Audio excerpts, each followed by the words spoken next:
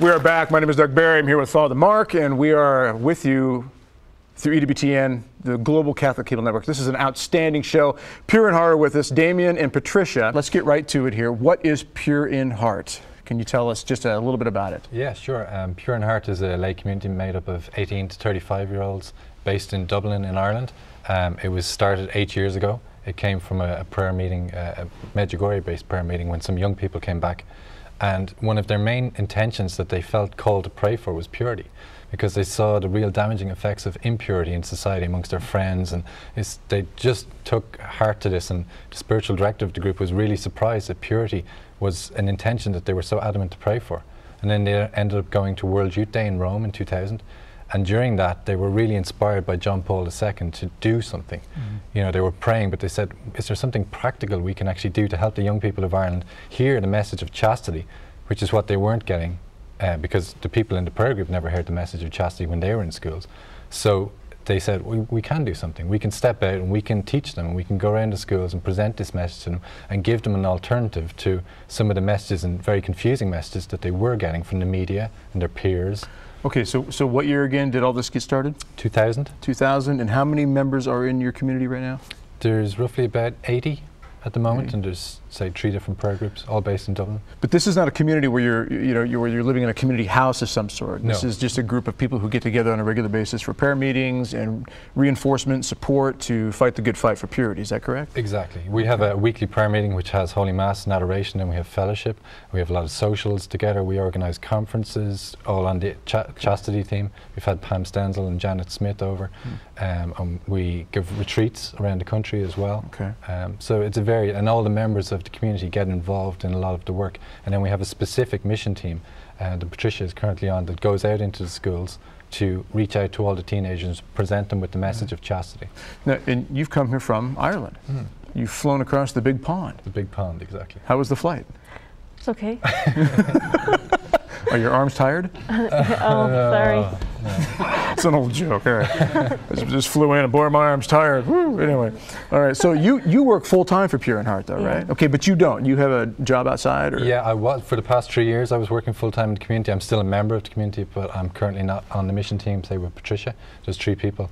I'm stepped into a new ministry promoting theology of the body, which is very linked to the Pure in Heart charism. Okay. So again, as the community goes, you do have some on staff, but really it's just kind of depending upon those people who feel called to go the full step of being actually working for Pure in Heart. I was in the community 2 years before I felt called to give up. I was working in the IT industry, but I felt called to really step into this mission because I saw the great need for it.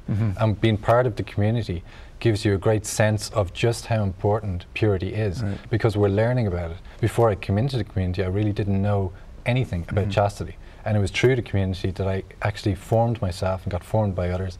And the more you learn, the more you realize you can give some of this to the young people. That's an interesting point. You mentioned that earlier in the green room. We were talking about this, about how the understanding of the message of chastity and really God's plan, God's order is really misunderstood to a lot of people.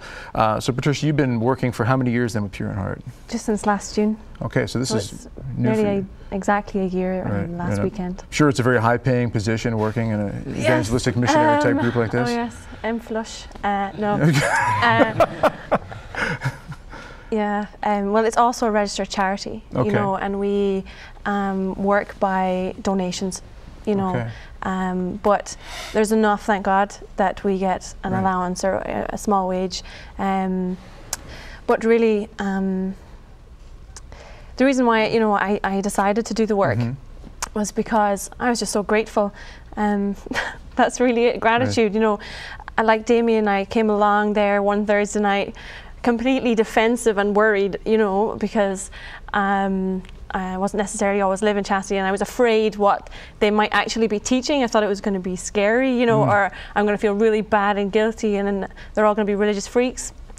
And it was just a bunch of normal young people working normal jobs, coming together. You made that facial expression at the religious freak part, as if, is that what they are to you? I was thinking back, wonder what they're thinking that I just said that back there. Because they're all watching back there now. How dare she say such a thing? No, I don't think that at all. You're all very normal. But how long did it take you? I mean, okay, so you go to the first meeting and you're sitting there, a little arms crossed, as they say, you know, kind of close to the idea of it. But was it immediate that you started to really take this in and realize, wow, there's something here that's within God's order?